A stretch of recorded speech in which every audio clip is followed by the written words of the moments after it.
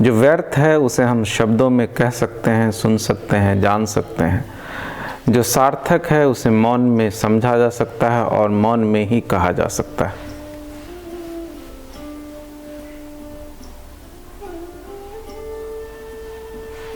लेकिन प्रेम एक ऐसा सब्जेक्ट है, विषय है, एक ऐसी चीज़ है जिसके बारे में ना तो आप मौन में कुछ कह सकते हैं, ना ही शब्दों में। इसीलिए जिन्होंने प्रेम को जाना है या जिन्हें प्रेम कहना था, जिन्हें प्रेम समझाना था, उन्होंने शब्द और मौन दोनों के बीच का एक रास्ता निकाला। और वही रास्ता, जो बीच का रास्ता है, वो है संगीत का, गीत का। उन्होंने गाया, कबीर ने गाया, दादू ने गाया, पलटू ने गाया। जिसको भी प्रेम के संबंध में कुछ कहना था उन्होंने गाया। रविंद्रनाथ ने गाया, क्योंकि प्रेम के संबंध में न तो हम मौन से कुछ कह सकते हैं, न शब्दों से, क्योंकि दोनों दो अति है और प्रेम मध्य है। प्रेम यानी दो अतियों के बीच संतुलन। प्रेम यानी रस, एक संगीत। आज का विषय है प्रेम की साधना कैसे करें। इस विषय को हम ऐसे भी कह सकते हैं कि जीवन में रस कैसे लाएं, जीवन में संगीत कैसे बजे। अभी जो हमारा जीवन है बहुत रूखा सूखा है, बहुत ही नीरस है। ऐसा जीवन है जैसा नहीं होना चाहिए। ऐसा जीवन ना हो तो कोई हर्ज नहीं। मरने से लोगों को डर लगता है, सिर्फ यही वजह है कि लोग मरते नहीं हैं। अन्यथा जिस तरह का जीवन हम जी रहे हैं, उस जीवन में ऐसा कुछ भी नहीं जिसके लिए जिया जाए। अचेतन का भय है मन में, इसीलिए, नहीं तो इस तरह के जीवन, जैसा जीवन हम जीते हैं, उससे कौन न मर जाना चाहे। मौत बहुत स्वाभाविक लगे, क्योंकि इस जीवन में कुछ भी ऐसा नहीं है जिसके लिए इसे जिया जाए, इसे झेला जाए, सिवाय दुख, संताप, घृणा, चिंता, परेशानी, तनाव। इसके अलावा जीवन में और है क्या? कभी कभी तो भरोसा भी नहीं होता कि जीवन में इसके अलावा कुछ और हो भी सकता है। ध्यान की बातें, प्रेम की बातें, सत्य की बातें, ये सब हमें झूठ लगती है। ऐसा लगता है जैसे ये सब मजाक हो या नशे की बातें हो, कोई नशे में किसी ने ऐसा कुछ कह दिया। अगर हम अपने जीवन को देखें और इन बातों को और अपने आसपास के लोगों के जीवन को देखें तो बुद्ध, महावीर, मीरा, कृष्ण, चैतन्य, इनकी बातें ऐसी लगती है जैसे ये सब बातें झूठ हो, कल्पना हो।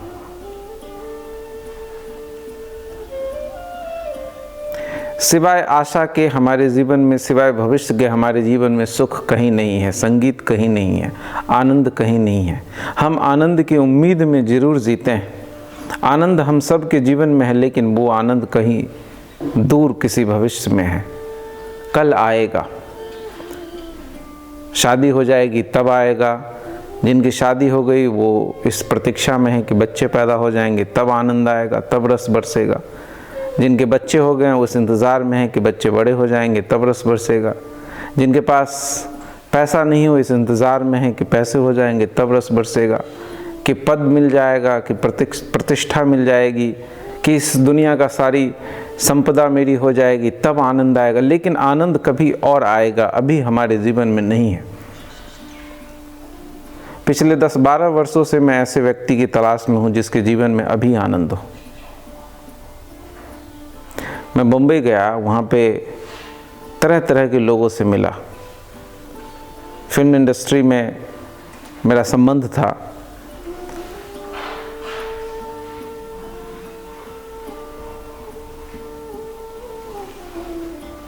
वहाँ के हीरो, हीरोइन, डायरेक्टर, जो बड़े बड़े नामचीन लोग थे, जिनके जीवन को देख करके हम प्रभावित होते हैं दूर से, मैंने उनके जीवन को देखा, उनको करीब से देखा।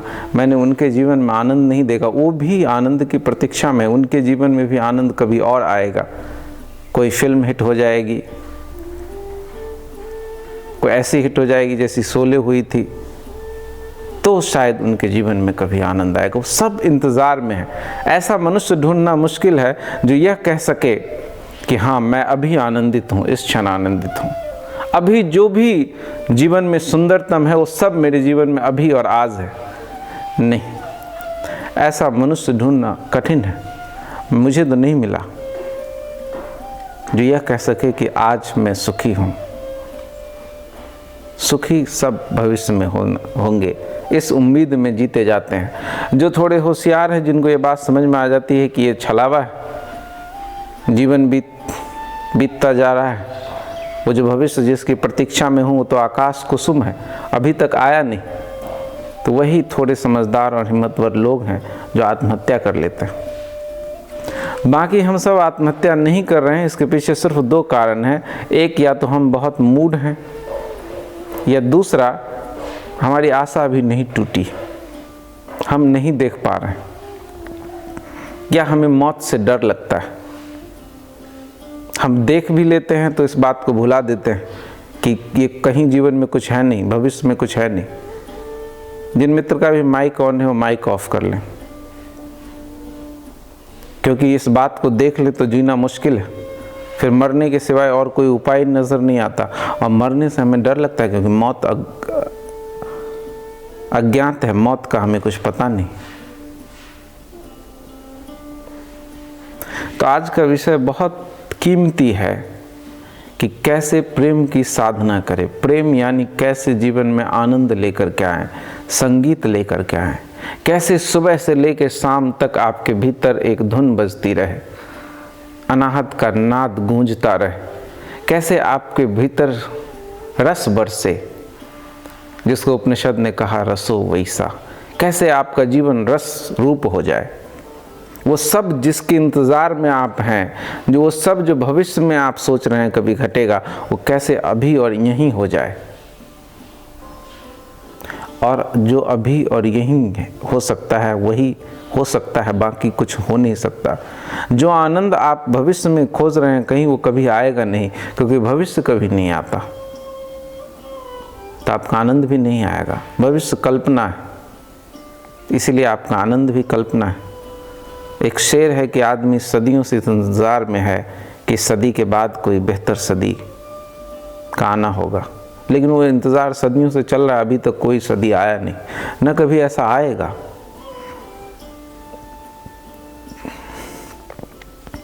और दूसरी बात, जो अभी और यहीं हो सकता है, जो आज आपके जीवन में हो सकता है, इसका मतलब हुआ कि वो हुआ ही हुआ है, वो घटना घटी हुई। जिस आनंद को आप भविष्य में कहीं खोज रहे हैं वो आनंद अभी आपके भीतर है, वो आप अपने साथ हमेशा लेकर के चल रहे हैं। ये मामला कुछ ऐसा है कि हम आँख पे चश्मा लगा करके चश्मे को ढूंढ रहे हैं, हमें ये ख्याल ही नहीं आ रहा है कि मैं जिसे ढूंढ रहा हूँ तो मेरे आँख पे ही है, उसी से मैं उसको ढूंढ रहा हूँ। कैसे ये ख्याल आ जाए, कैसे हमारी यात्राएं रुक जाए। जैसा कि कल मैंने सतयोग में कहा कि बुद्ध ने तीसरी जो कुंजी दी है उसमें कहा है उन्होंने एमलेस हो जाना। बुद्ध के पूरे संघ को उन दिनों विहार कहते थे। विहार का मतलब होता है बगैर किसी उद्देश्य के भटकना। कैसे आपका जीवन ऐसा हो जाए जिसमें कोई उद्देश्य नहीं है, क्योंकि सारे उद्देश्य पूरे हो चुके हैं। जो भी आप भविष्य में खोज रहे हैं वो सब अभी मिल जाए और आपको ये पता चल जाए कि मिला ही हुआ है, ये घटना कैसे घटे। अगर आप इस इंतज़ार में हैं कि आनंद कल आएगा, शादी हो जाएगी, कि गर्लफ्रेंड मिल जाएगी, कि पति मिल जाएगा, कि पैसा आ जाएगा, कि नाम हो जाएगा, कि मैं प्रधानमंत्री बन जाऊंगा, तो आप गलती में हैं। आप जरा एक बार चक्कर लगा के देख लें अपने आसपास। जो जो चीज़ आप चाह रहे हैं कि आपके जीवन में हो और आपको ऐसा ख्याल है कि इनके होने से आप आनंदित हो जाएंगे, वो देखें दूसरे ऐसे लोग हैं जिनको वो चीज़ें मिल गई हैं। झांक के देखें कि क्या उन्हें आनंद मिल गया। आप चाहते हैं कि धन से आनंद, आपका ख्याल है कि धन से आनंद मिलेगा, तो धनी लोगों के साथ ज़रा उठे बैठें, ज़रा उन्हें कुदेर के देखें, ज़रा उनकी आंखों में झांकें, उनके हृदय में ज़रा देखें कि क्या वे आनंदित हैं। आपको ऐसा ख्याल है कि शायद शक्ति मिल जाएगी, पावर आ जाएगा तो आनंदित हो जाऊंगा, तो पॉलिटिशियनों के जीवन को देखें, राजनीतिज्ञों के जीवन को देखें, नेताओं के आसपास ज़रा चक्कर लगाएं जो पद पे हैं, देखें कि क्या वो आनंदित हैं। अखबार में और फेसबुक पे उनके मुस्कुराते हुए तस्वीर को देख करके ना जाएं, ज़रा उनके जीवन को करीब से देखें। आपको लग रहा है कि शायद साधु सन्यासी बन जाऊंगा, संसार छोड़ दूंगा तो आनंदित हो जाऊंगा, तो ज़रा ऋषिकेश, हिमालय, मैक्लोडगंज इत्यादि जगहों पे जहाँ साधु सन्यासी रहते हैं, गिरनार वगैरह में, वहाँ जाएं, साधु सन्यासी के साथ उठे बैठे।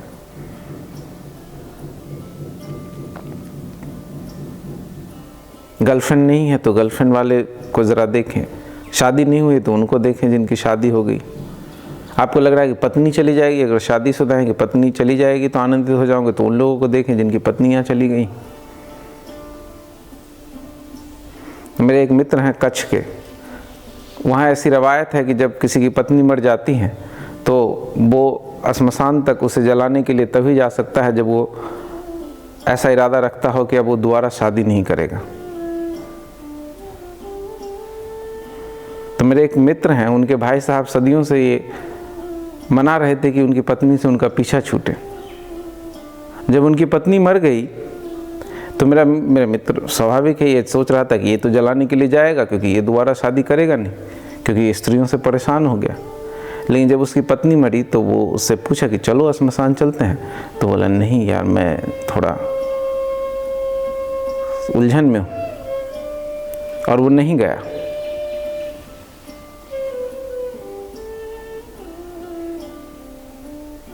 तो ये सब हमारे ख्याल हैं, ये सब हमारे अंदर के आइडिया हैं, और इससे हम जीवन को बहलाते हैं, इस उम्मीद में जीवन को काटते हैं। और उम्मीद बड़ी से बड़ी बीमारी है, इंतज़ार बड़ी से बड़ी बीमारी है। आप ये जान लें, जो व्यक्ति, एक तो मैंने कहा कि प्रेम की साधना कैसे करें, तो इस साधना को करने का जो पहला सूत्र है वो सूत्र है कि इस इंतज़ार की मूर्खता को देख लें। ये इंतज़ार, आप अपने आप को धोखा दे रहे हैं।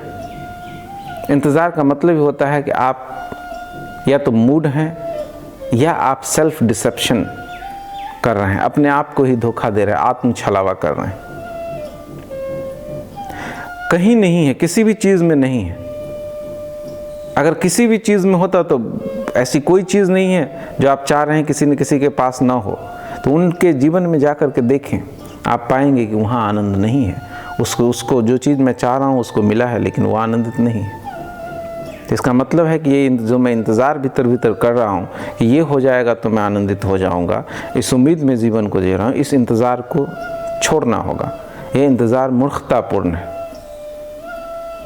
और उस इंतज़ार को छोड़ते ही आप प्रेम के पथ पे पहला कदम रखते हैं। तो प्रेम के पथ पे जो पहला कदम है वो कदम है भविष्य में किसी भी चीज़ की प्रतीक्षा करने, जो प्रतीक्षा चल रही है भीतर, जो इंतज़ार चल रहा है निरंतर आपके भीतर, अचेतन इंतज़ार चल रहा है आपके भीतर, उस अचेतन इंतज़ार के प्रति सजग होना और उसको छोड़ देना। और हम सब के भीतर इंतज़ार निरंतर चलता रहता है।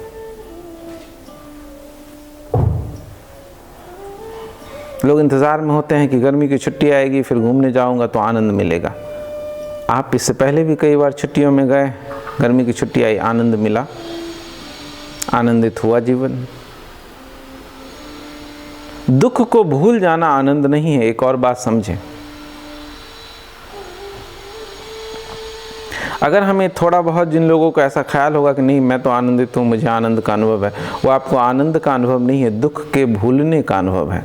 कोई शराब पी लेगा तो थोड़ी देर के लिए दुखों को भूल जाएगा, वो आनंद नहीं है। दुखों का अभाव आनंद नहीं है। दुखों के अभाव का अनुभव हो सकता है आपके जीवन में हो, और हम सबके जीवन में है, क्योंकि हमने मनोरंजन के इतने उपाय कर रखे हैं। मनोरंजन यानी मन को उलझाने के उपाय, जो हमारे जीवन के दुख हैं उसको भूलने के उपाय का नाम ही मनोरंजन है। तो मनोरंजन के माध्यम से हो सकता है इस वक्त आप मुझे सुन रहे हो, ये भी दुख को भुलाने का एक आपका उपाय हो। थोड़ी देर के लिए मुझे सुनते समय आप अपने दुखों को भूल जाएं, लेकिन इसका मतलब ये नहीं हुआ कि आपको आनंद मिल गया। आनंद दुख का अभाव नहीं है, दुख को दवा देना आनंद नहीं है।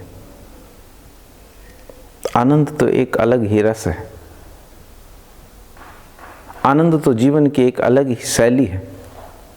आनंद एक अलग ही चीज है जिसका हमें कोई अता पता नहीं है कि वो क्या है। क्योंकि आनंद का मतलब होता है जीवन से भय का अभाव, प्रेम का मतलब होता है जीवन में भय का अभाव। जब तक आपके जीवन से भय नहीं चला जाता, आपके जीवन में प्रेम नहीं आएगा। और प्रेम यानी आनंद, प्रेम यानी रस, प्रेम यानी संगीत, प्रेम यानी बैलेंस।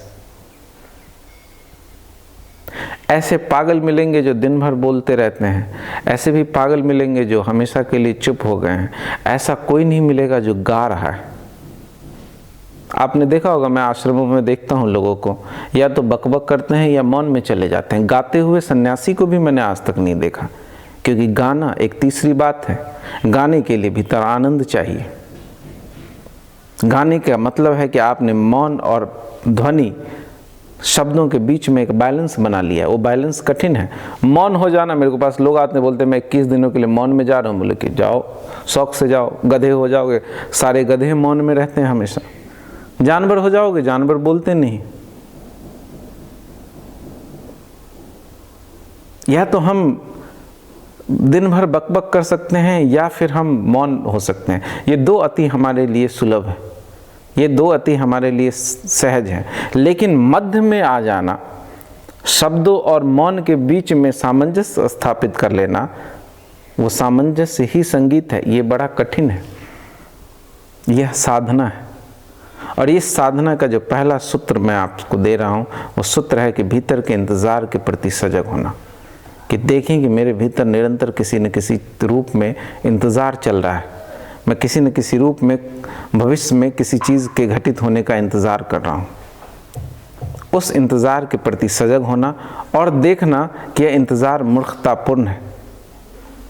इतने दिन तक अगर नहीं मिला, और किसी को जो नहीं मिला वो मुझे भी नहीं मिल सकता, तो उस इंतज़ार के ख़त्म होते ही आपकी दृष्टि वर्तमान में ठहरेगी। आपकी दृष्टि अपने पे आएगी और फिर आपको पता चलेगा कि वो जो चश्मा आप ढूंढ रहे हो वो आपकी आँख पे ही। फिर वर्तमान में आना, फिर वर्तमान में आते ही तुरंत आनंद नहीं मिल जाता। वर्तमान में बहुत सारी चीज़ें हैं। वर्तमान में शुरू में समस्याएं ही समस्याएं हैं, मुसीबतें ही मुसीबतें हैं। इन्हीं मुसीबतों से घबरा करके तो आप भविष्य और अतीत में भागते हैं। तो वर्तमान में जो समस्याएं हैं, उस समस्याओं से कैसे हम निकलें बाहर, उनसे कैसे सुलझें, उनसे कैसे निपटें, ताकि भीतर वो रस का झरना जो दबा पड़ा है वो फूट सके और हमारे जीवन में प्रेम आ सके। 2-3 बातों को समझें कि जीवन में प्रेम कैसे आता है और अभी हमारे जीवन में प्रेम क्यों नहीं है। अभी हमारे जीवन में प्रेम के नाम पे जो भी, जहाँ कहीं भी आपको लगता है कि प्रेम है, आप गौर से देखेंगे तो प्रेम नहीं है, भय है। सारे रिश्ते हमारे भय के रिश्ते हैं। हम भीतर से बहुत भयभीत हैं, उस भय से असुरक्षित महसूस करते हैं। उस असुरक्षा से, उस भय से बचने के लिए हम भीतर और बाहर रिश्ते बनाते हैं। भीतर हम विश्वास निर्मित करते हैं, बाहर हम रिलेशनशिप बनाते हैं और चीज़ों को इकट्ठा करते हैं। कोई धन के पीछे पागल है, ज़रा वो पूछे अपने आप से कि क्यों पागल है, तो बोलेगा आई लव मनी। झूठ बोल रहा है। बोल सकता है कि प्रेम है मुझे पैसे से, इसीलिए मैं पैसों के पीछे पागल हूँ। नहीं, वो पैसे के पीछे पागल है क्योंकि वो असुरक्षित महसूस करता है। उसको लगता है कि पैसा होगा तो मैं अपने आप को सुरक्षित कर सकता हूँ। उसे लगता है कि कल को कोई बीमारी होगी तो मैं क्या करूँगा। वो डरता है, वो डर घबराहट पैदा करती है भीतर। उस घबराहट से बचने के लिए वो पैसा कमाता है कि हाँ, अगर पैसे होंगे तो मैं अच्छी इलाज ले सकूँगा, पैसे होंगे तो मैं सुरक्षित कर पाऊँगा अपने को। कल को बारिश हुई, ओले गिरे आसमान से तो मैं क्या करूँगा, तो मैं अपने लिए घर बना लूँगा। घर बनाने के लिए पैसा चाहिए, तो भयभीत होकर के पैसे के पीछे जाता है। शादी करते हैं लोग भयभीत होने के लिए, भय से बचने के लिए। बच्चे पैदा करते हैं भय से बचने। मेरे एक मित्र हैं, उनके लिए रहेंगे कि नहीं, उनके लिए मौजूद रहेंगे कि नहीं, उनकी देखभाल करेंगे कि नहीं, उनका ख्याल रखेंगे कि नहीं। बुढ़ापे का भय जब सताता है तो आदमी शादी करता है कि बुढ़ापे में अकेले हो जाऊंगा तो फिर क्या करूंगा, कौन खाना देगा, कौन सेवा करेगा। इस भय से बचने के लिए आदमी किसी स्त्री के पीछे या पुरुष के पीछे जाता है। शादी कर लेता है, फिर उस शादी को लेकिन नाम देता है प्रेम का, मुझे इस स्त्री से प्रेम है इसलिए इससे शादी करना हूँ। ये झूठ है।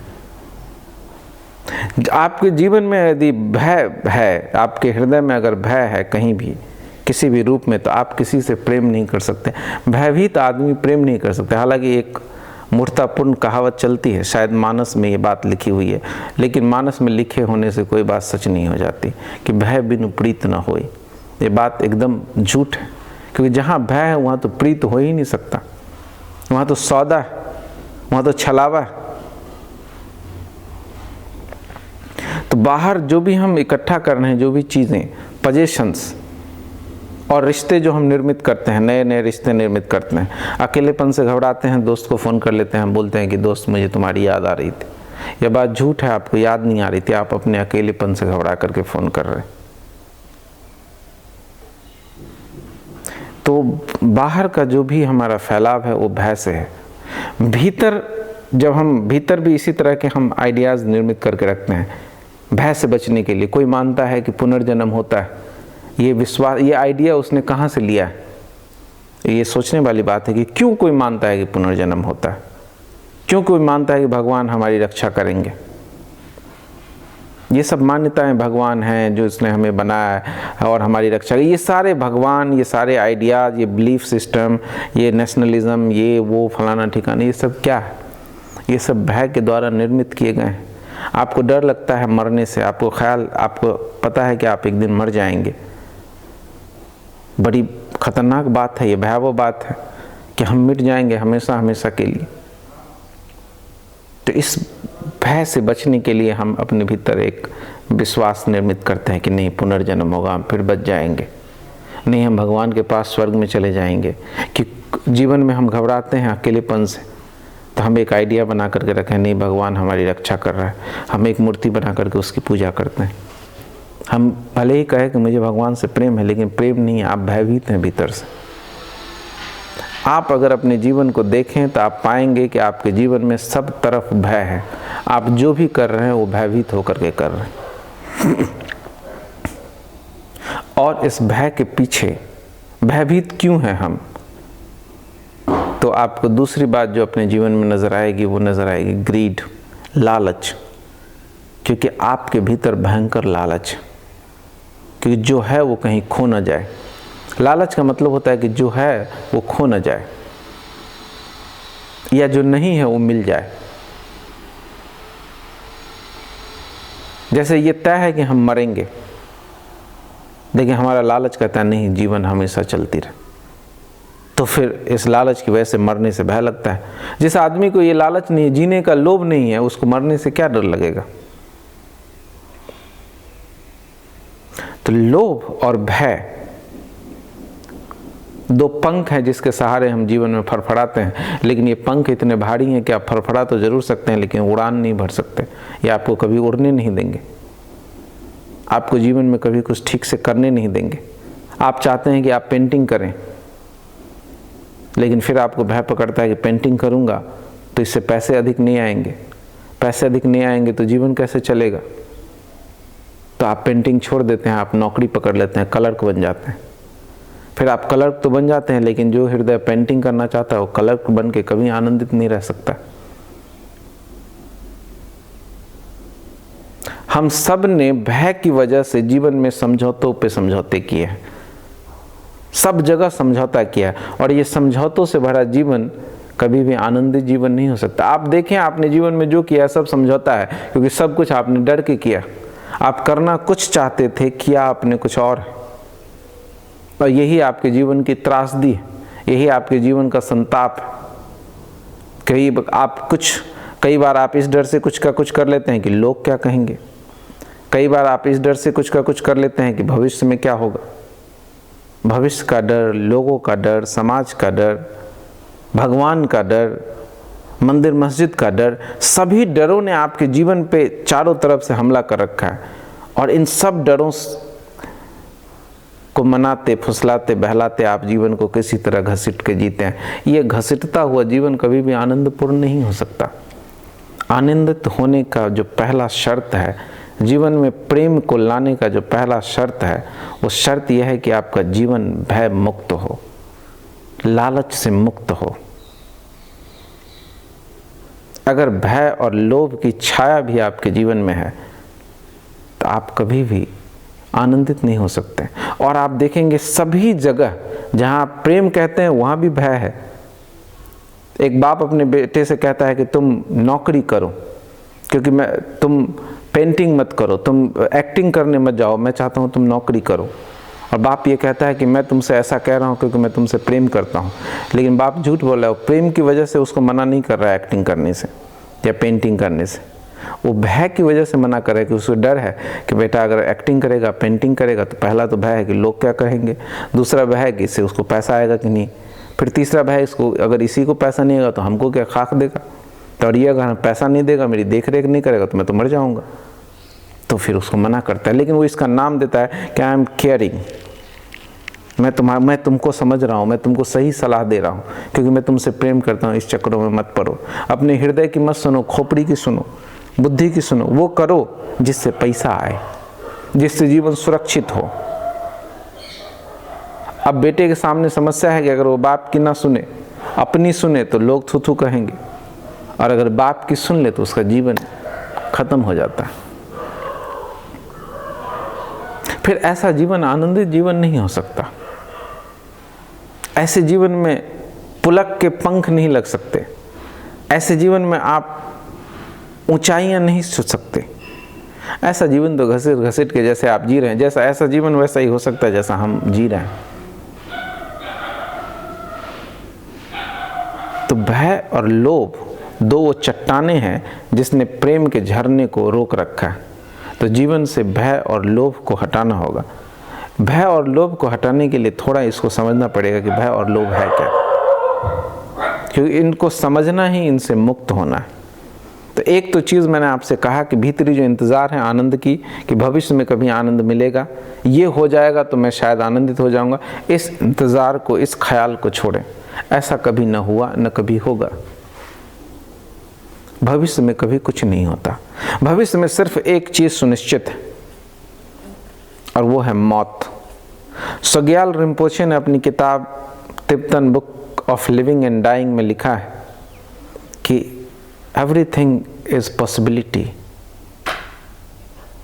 इन life, only death is certain. जीवन में सब कुछ एक संभावना है, सिर्फ मौत सुनिश्चित है। मौत एक ऐसी चीज है जो तय है।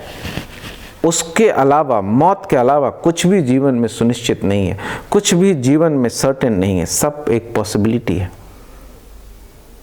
और मैं आपसे कहता हूं कि आनंद अगर भविष्य में है तो पॉसिबिलिटी भी नहीं है, वो मूढ़ता है, वो कल्पना है, वो ऐसा ख्याल, वो आकाश कुसुम है जो कभी आएगा नहीं, किसी के जीवन में नहीं आया। सब कुछ जो भी बचपन में, मैं जब छोटा था तो लोग मुझसे कहते थे ये कर लो तो आनंदित हो जाओगे, मैंने वो सब किया। कोई 20-22 सालों तक मैं लोगों की सुनता रहा। किसी ने कहा कि 10वीं पास कर लो तो आनंदित हो जाओगे, तो मैंने वो कर लिया। किसी ने कहा कि पढ़ाई में अच्छे हो जाओ तो आनंदित हो जाओगे, तो मैंने वो किया। किसी ने कहा खूब पढ़ो लिखो, मन लगा के मैं खूब पूरी लाइब्रेरी चट कर गया मैं अपने गाँव की, उससे भी कुछ नहीं हुआ। फिर लोगों ने कहा कि ग्रेजुएशन तो आनंदित हो जाओगे, वो भी किया।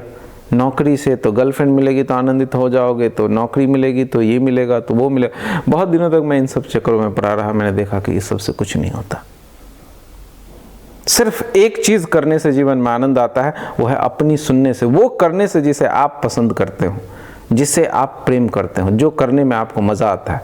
वोकेशन, अंग्रेजी का शब्द वोकेशन का मतलब होता है what you love to do.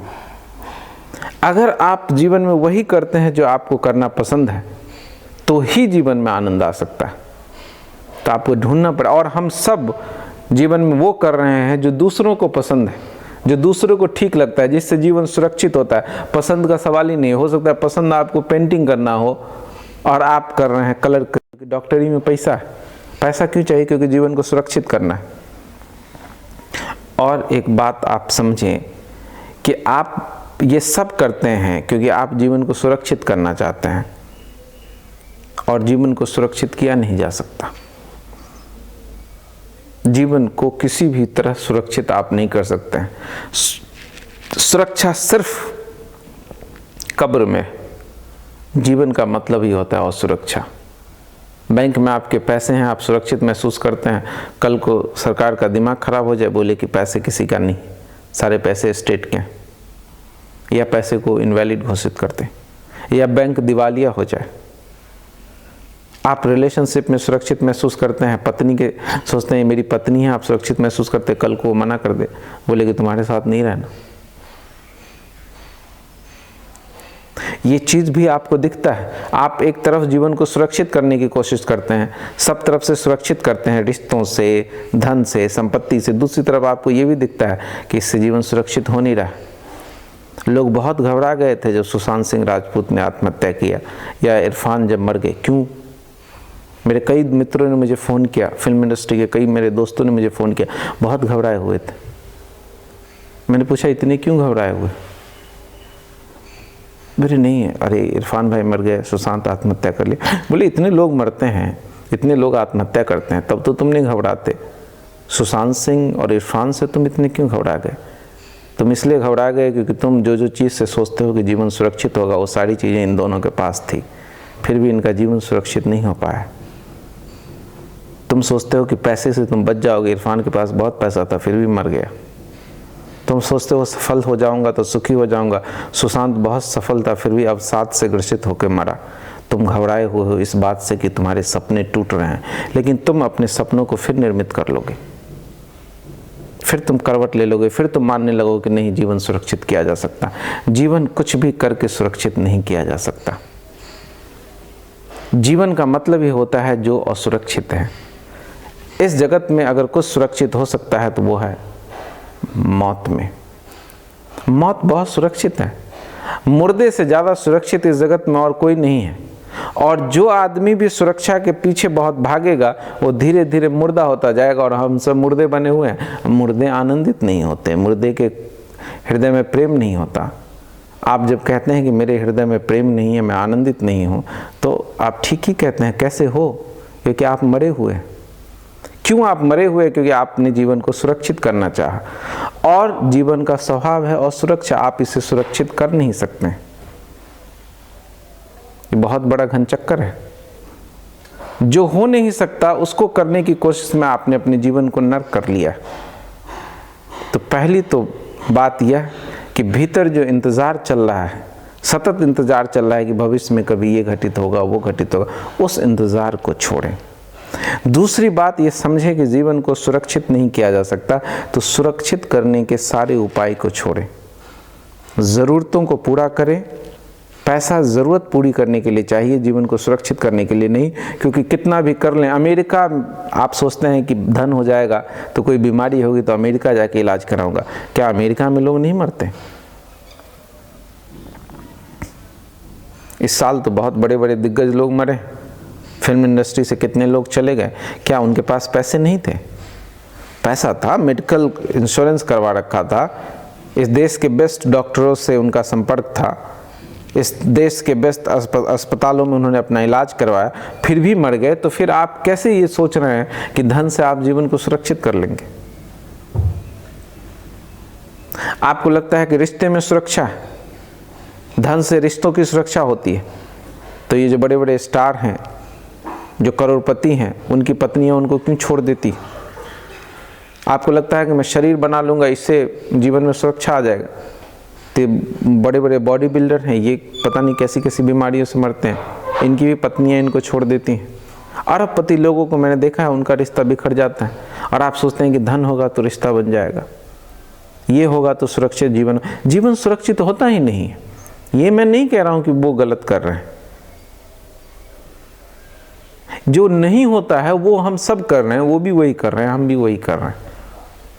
तो जो नहीं होता है उसको नहीं करें, इतनी समझदारी जीवन में लेकर के आए। तो जो नहीं होता है जब आप उसको नहीं करेंगे तो जीवन में भय का सवाल ही नहीं होता। भय का मतलब ही है कि जो नहीं होता है उसको चाहना लोभ है, और जब आपको दिखता है कि वो नहीं हो रहा है तो भय पकड़ता है। तो ऐसा लोभ ही क्यों रखना? जो नहीं होता है वो नहीं होता। जीवन सुरक्षित नहीं हो सकता तो इसको सुरक्षित नहीं करना। और सुरक्षा जीवन का स्वभाव है। पिछले 11 सालों से मैं भयंकर असुरक्षा में जी रहा हूँ। नौकरी छोड़ दिया, घर परिवार से दूर रह रहा हूँ, इनकम का कोई ठीक स्रोत नहीं है, कभी पैसे आते हैं कभी नहीं आते हैं, भयंकर असुरक्षा है, रिलेशनशिप में असुरक्षा, सब तरह का असुरक्षा है। और मैंने कभी इसको बहुत सुरक्षित करने की नहीं सोची। मैंने ज़रूरतों का ख्याल रखा, सुरक्षा का ख्याल नहीं रखा, और मैं जीवन मस्त जी रहा हूँ। और मैं आपसे कह सकता हूँ कि मैं आनंदित हूँ। जीवन के तमाम झंझावातों के बीच मेरे जीवन में संगीत है, और ऐसा संगीत है जो उन लोगों के जीवन में मैं नहीं देखता हूँ जो सब तरह से सुरक्षित हैं, जिनके बैंक में पैसा है, जिनके पास अपना घर है, जिनके पास बड़ी गाड़ियाँ हैं, जिन्होंने 7 फेरे लेकर के शादियाँ की हैं, एकदम ठोस रिश्ता है जिनका, जिसमें चाह करके भी पत्नी या पति अलग नहीं हो सकते। मैंने उनमें से किसी भी को, एक से एक सुरक्षित आदमी को मैंने देखा है, इतने सुरक्षित कि आप उनकी सुरक्षा से एकदम प्रभावित हो जाए, इतना सिक्योर जीवन है।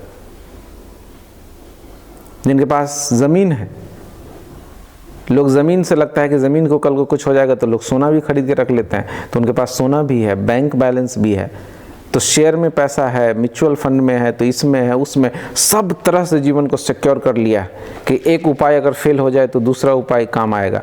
फिर भी मैं उनको सुखी नहीं पाता हूँ, क्योंकि सब तरह से जितनी तरीके से आप जीवन को सिक्योर करेंगे आप उतने मरते जाएंगे, और मुर्दा आदमी कभी भी आनंदित नहीं हो सकता।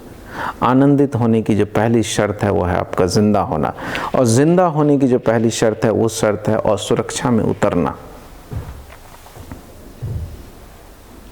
तो सबसे पहले नकारात्मक तल पे जो मैंने कहा कि इंतज़ार छोड़ें, समझें कि जीवन को सुरक्षित नहीं किया जा सकता, भय और लोभ को थोड़ा समझे। भय और लोभ को समझने में और थोड़ी कुछ बातें हैं जिसके संबंध में मैं आगे बात करूंगा। अब सकारात्मक कुछ चीज़ें हैं जो आप कर सकते हैं जिससे जीवन में प्रेम का उद्भव होगा, प्रेम आविर्भूत होगा। उसमें है कि उस चीज़ को खोजें जो आपको पसंद है, जीवन को उस तरफ ले जाएं जिस तरफ आपका प्रेम जाता हो। Do what you love to do, और उसके जो भी कठिनाई है उसको झेलें। विंसेंट वान गॉग एक बहुत ही गरीब आदमी था, इतना गरीब था कि वो अपने लिए कमा भी नहीं सकता था, कोई कला कोई हुनर उसके पास नहीं था। एक पेंटिंग की दुकान में काम करता था, बाद में उस जगह से भी उसको निकाल दिया गया।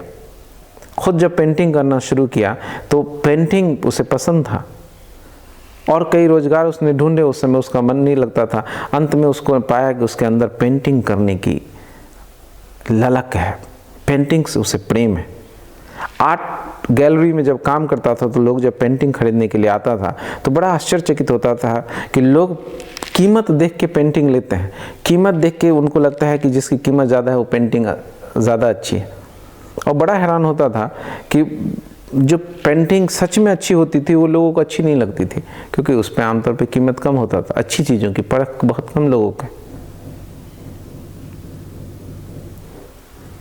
वो बहुत अच्छा सलाहकार भी नहीं था, वो लोगों को सलाह देता था वो पेंटिंग लेने की जो पेंटिंग अच्छी थी, और लोग वो लेना चाहते थे जो जिस पे कीमत ज़्यादा थी। तो वो लोग शिकायत कर देते थे दुकान के मालिक से, ये कैसा सेल्समैन आपने रखा है, ये तो ग्राहकों को भड़काता है, ये तो अजीब अजीब सी बातें कहता है पेंटिंग के बारे में। तो उसको वहाँ से नौकरी से निकाल दी गई, वो फिर किसी और काम में गया, कोयला खदान वगैरह में। एक दिन उसे पता चला कि उसके भीतर पेंटिंग की ललक है, पेंटिंग से उसे प्रेम है, तो उसने पेंटिंग करना शुरू किया। नौकरी चाकरी छूट गई, ईसाई मिशनरी में उसने शिक्षा लिया कि ईसाई धर्म को फैलाएगा, वो भी काम उससे नहीं हुआ। तो भाई थियो उसको पैसा भेजता था खाने के लिए, बोला कि भाई मरने नहीं दूंगा, मेरे पास ज़्यादा पैसा नहीं, खाने के लिए पैसा मैं तुमको दूंगा। तो 1 महीने का उसको हर महीने मनी ऑर्डर कर देता। उससे जो पैसा आता था तो वो एक दिन वान गॉग खाना खाता था, दूसरे दिन उपवास करता था, मतलब 15 दिन खाता था, 15 दिन उपवास करता था, और जो उपवास करके जो पैसे बचाता था उससे वो पेंटिंग करने का। लेकिन वो आदमी बहुत आनंदित था, क्योंकि वो काम कर रहा था जो उसे पसंद था। और जब उसने अपनी अंतिम पेंटिंग बनाई, तपती धूप में उसने सूरज की पेंटिंग बनाई, वो उसकी आखिरी पेंटिंग थी। उस पेंटिंग को बनाने के बाद अपने भाई को उसने खत लिखा, बोला कि मैं आत्महत्या कर रहा हूँ, मैं अपने आप को गोली मार रहा हूँ। क्यों? क्योंकि मुझे ऐसा लगता है कि मुझे जो करना था इस जीवन से मैंने कर लिया, जो मुझे पेंट करना था मैंने कर लिया। अब ऐसे जीवन को घसीटने का क्या मतलब? मैं जीने के लिए सिर्फ नहीं जी सकता हूँ। मेरे भीतर जो आग थी, मेरे भीतर जो प्यास थी, जो मेरे भीतर कहना था, वो मैंने कह दिया पेंटिंग्स में। मैंने अपने आप को पूरा अभिव्यक्त कर दिया है अपनी पेंटिंग्स में। अब मैं जीने में कोई अर्थ नहीं देखता हूँ। और उसने अपने आप को गोली मार ली। यह आदमी आनंदित था। जीते जी इसके कोई पेंटिंग नहीं बचे। भयंकर भुखमरी और गरीबी में मारा ये आदमी। इसके पिता एक बार इससे पूछे कि ये पेंटिंग कैसा चल रहा है तुम्हारा? तो बोला अच्छा चल रहा है पेंटिंग। तो बोला पेंटिंग को सही करो। तो बोला हाँ मैं सही कर रहा हूँ। तो बोले मेरा मतलब है कुछ ऐसा करो जिससे पेंटिंग बिके। तो बड़ा हैरान हुआ। उसने बोला मुझे लगा सही करने से आपका मतलब है पेंटिंग की क्वालिटी को बढ़ाना, आप तो उसके बिजनेस को बढ़ाने की बात कर रहे हैं। मैं एक आर्टिस्ट हूँ, बनिया नहीं।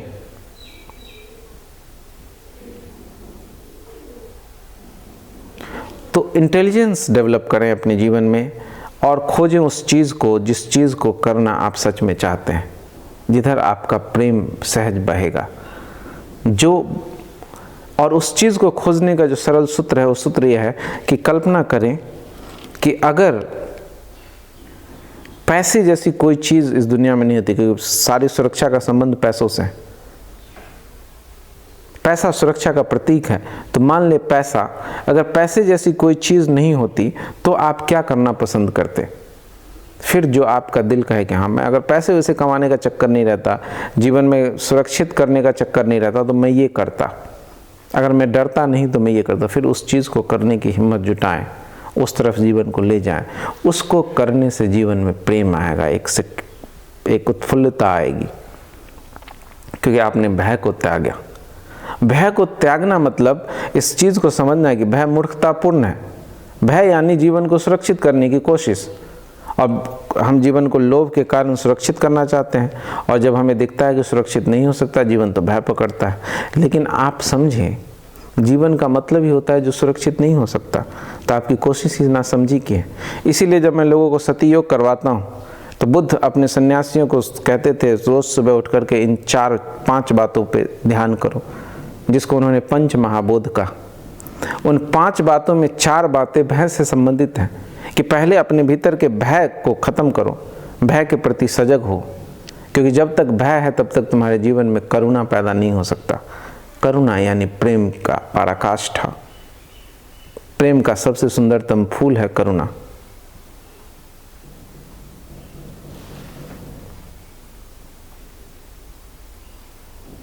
तो भय,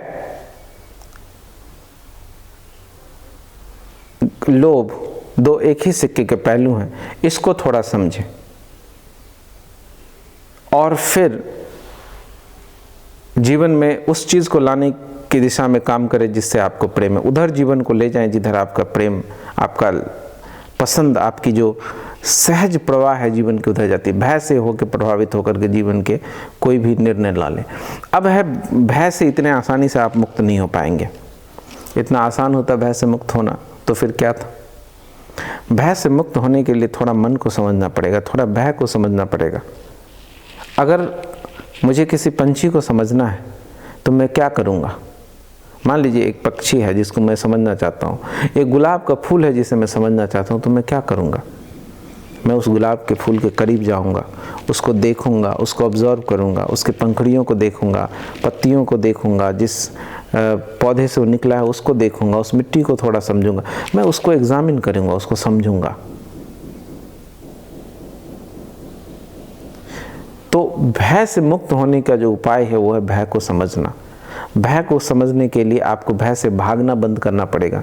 जब भी जीवन में भय पकड़े किसी भी चीज़ की वजह से, तो भय से भागे नहीं।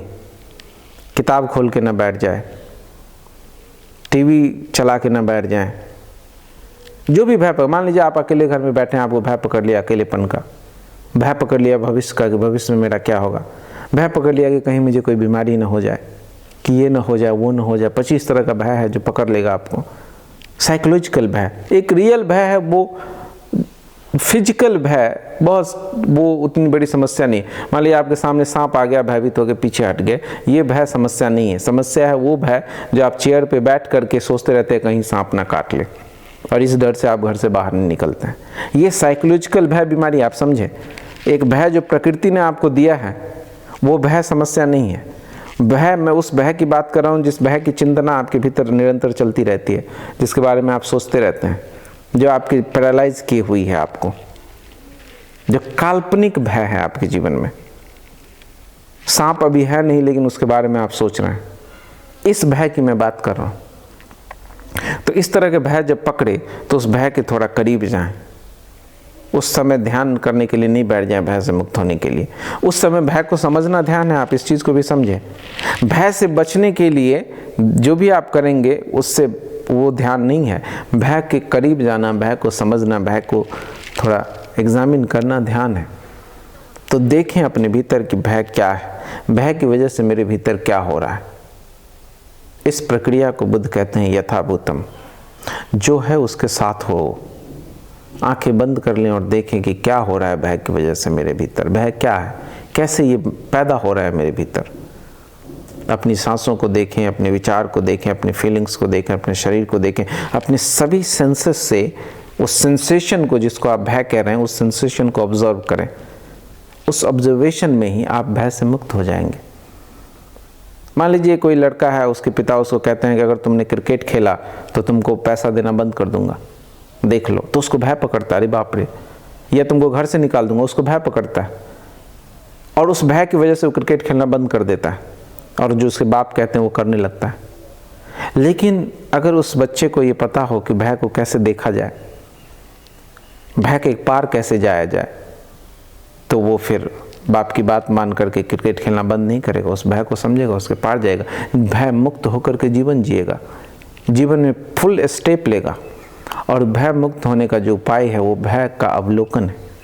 भय को समझना है, भय से थोड़ी दोस्ती करनी है, भय के थोड़ा करीब जाना है, भय के प्रति भी प्रेमपूर्ण होना है। भय से भयभीत नहीं होना भय से मुक्त होने की पहली सीढ़ी है, पहला कदम है। तो लोभ और भय को समझे। आपके सामने से एक कार गुजरती है, क्या हुआ, आपके भीतर एक सेंसेशन हुआ। उस सेंसेशन से विचार बनता है कि मुझे भी ऐसी कार चाहिए। वो विचार कहाँ से आया, मुझे भी ऐसी कार चाहिए? सेंसेशन से। कार आपके सामने से गुजरी और आपके भीतर एक सेंसेशन हुआ। इससे पहले कि मन विचार निर्मित करे कि मुझे भी ऐसी कार चाहिए, आप उस सेंसेशन के प्रति अवेयर हो जाए। और जो व्यक्ति उस सेंसेशन के प्रति अवेयर हो जाएगा, उसका मन विचार निर्मित ही नहीं कर पाएगा कि मुझे भी ऐसी कार चाहिए, वो लोभ को बनने ही नहीं देगा। इसीलिए बुद्ध कहते हैं कायापस्सना, शरीर के प्रति अवेयर रहो। आप इस प्रयोग को करके देखें। सामने से एक बहुत अच्छी कार गुजर रही है, कि बहुत ही सुंदर स्त्री गुजर रही है। वो जब गुजर रही हो तो उस स्त्री को देखें। उस समय आप अपने भीतर जो सेंसेशन बन रहा है उसके प्रति अवेयर रहें, जो इनर रिएक्शन पैदा हो रहा है उसके प्रति अवेयर रहें। आप हैरान होंगे कि उस स्त्री को पाने की या उस कार को पाने की वासना आपके मन में नहीं बनेगी। क्योंकि वासना तब बनती है जब आप अपने रिएक्शंस के प्रति, जो बॉडी में रिएक्शन पैदा हुआ उसके प्रति अनअवेयर हैं, बेहोश हैं। तो वो जो सेंसेशन है वो विचार निर्मित करेगा, बोलेगा हाँ ये स्त्री मेरे जीवन में आनी चाहिए, और आप उसके पीछे भागते हैं लोभ से वशीभूत होकर के, या आप उस कार को लेने के पीछे भागते हैं लोभ से वशीभूत होकर के। तो कायापस्सना सूत्र है भय और लोभ से पार जाने का। जब मैं विपस्सना आपको सुबह या सतयोग सुबह करवाता हूँ तो वो साधारण सा दिखने वाला प्रयोग साधारण नहीं है, उसको समझ पूर्वक करें। इसीलिए मैं प्रयोग के समय बोलता भी रहता हूँ ताकि होश के साथ साथ समझ भी पैदा हो, ताकि आप समझें कि ये जो आप कर रहे हैं उसके कितने दूरगामी परिणाम हैं, कितने आयाम में उस काम कर रहा है, और उसको पूरे जीवन में फैलाएं। आप सब चीज़ों को देखते करते समय अपने भीतर के सेंसेशंस के प्रति अवेयर रहें, और उस सेंसेशन के प्रति जैसे जैसे अवेयर होंगे आप लोभ और भय के ग्रिप से बाहर निकल जाएंगे। और लोभ और भय से जो व्यक्ति, वही प्रेम कर सकता है। आप मेरे घर आते हैं, मैं आनंदित होता हूँ, ये मेरा आपके प्रति प्रेम है। लेकिन अगर मैं साइकोलॉजिकली आप पे डिपेंडेंट हूँ, मैं अकेला दुखी हूँ और आप आए हैं तो मैं अपना दुख भूल गया हूँ, तो मैं आपका गुलाम हो गया। फिर मैं आपके और मेरे बीच जो रिश्ता है वो भय का रिश्ता है। फिर मैं इस बात से डरूंगा कि कहीं कल आप नहीं आए तो क्या होगा। फिर मैं आपकी चापलूसी करूंगा, फिर मैं आपको झूठा इज्जत दूंगा, फिर मैं आपको 25 तरीके से बांधने की कोशिश करूंगा। भयभीत आदमी दूसरे को भी बांधता है, जैसे पानी में डूबते हुआ आदमी दूसरे को भी डुबा देता है, उसी तरह प्रेमचंद ने लिखा है कि भयभीत आदमी दूसरे को भी भयभीत करता है, दूसरों को भी फांसता है। तो एक भयभीत आदमी दूसरे भयभीत आदमी को फांसता है। इसी फांसने को हम शादी कहते हैं। दो लोग जब एक दूसरे को अपने चंगुल में फंसा लेते हैं उसको हम शादी कहते हैं। लेकिन चंगुल में फंस के कौन आनंदित रह सकता है? इसीलिए शादी में निरंतर कलह, संघर्ष है, संताप, रोग है। जीवन को इस ढंग से शांत होकर के, ठहर करके समझें। पहली चीज़ मैंने कहा, इंतज़ार, भीतरी इंतज़ार के प्रति सजग हों। और सकारात्मक चीज़ मैंने कहा कि जीवन में उस चीज़ को लाएं जिससे आप प्रेम है, जो आप करना पसंद करते हैं, जो करना आप चाहते हैं, what you really love to do, उस चीज़ को ढूंढें। उसको ढूंढने का जो उपाय है, ये जो सेंसेशन है भय और लोभ का आपके भीतर, उन सेंसेशन के प्रति सजग होना। तो देखें कि दिन भर में कैसे आपके भीतर भय और लोभ पैदा होता है।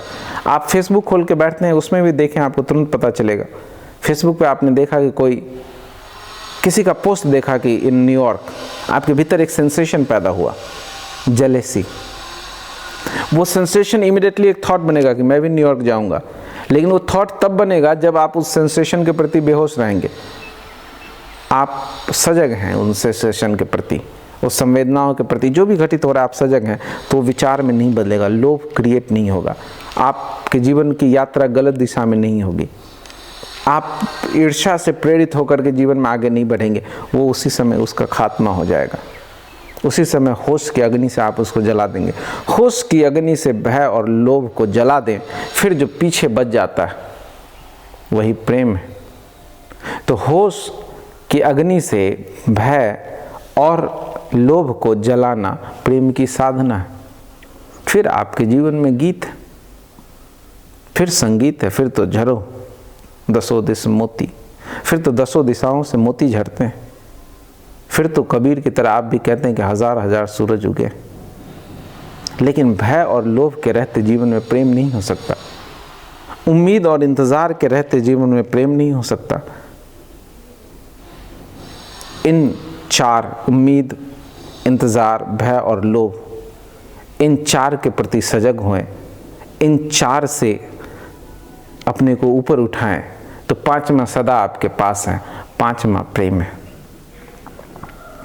अब मैं ईयरफोन लगाता हूँ, जिन मित्र के जो भी प्रश्न होंगे उसे मैं लूँगा।